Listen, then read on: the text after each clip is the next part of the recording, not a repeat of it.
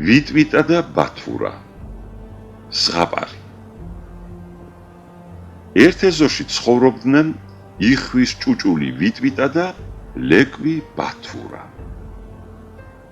ერთხელ ვიტვიტას წუწკი ფისო შესაჭმელად გამოუდგა. მიშველე ბათურა, ყვიროდა ვიტვიტა და რაც ძალი და ღონე ჰქონდა გარბოდა. ჰამ, აი შესაძაგელო, შეუყეფა ბათურამ ფისოს. ფისო გაიქცა და თავის გადასარჩენად ხეზე ახტა. გმადლობ ბათურა, ახლა კი წავიდეთ და ვიბანაოთ, უთხრა ვიტვიტამ ბათურას. ორივე მდინარისაკენ სიმღერით გაეშურა. საბანაოდ მივდივართ, გავგრილდებით მალე, სურვაც ვიცით, სიმღერაც, დივლი დალალალე. მდინარესთან რომ მივიდნენ, ვიტვიტა მაშინვე წყალში გადაეშვა. ვახ, რა კარგია, ჩამოდი, დაუძახა ბათურას. ბათურა დიდ ქვაზე შედგა. 1, 2, 3, ჰოპ! წამოიძახა და ისიც წყალში გადახტა.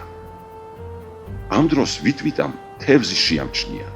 დასაჭერად გამოუდგა და ჩაყმინდა. ბათურა მოიხედა და მეგობარი რომ ვერ დაინახა, შეეშინდა. ხომ არ დაიხრჩოო და დაუძახა. ვიტვიტა!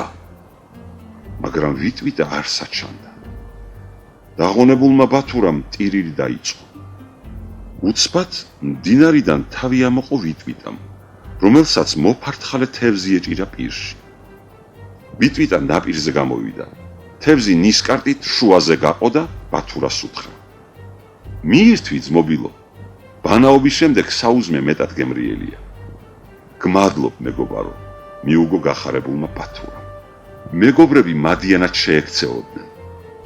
საუზმის შემდეგ ვიტვიტა და ბათურა შინისაკენ წავიდნენ და თან ასე მიიმღეროდნენ.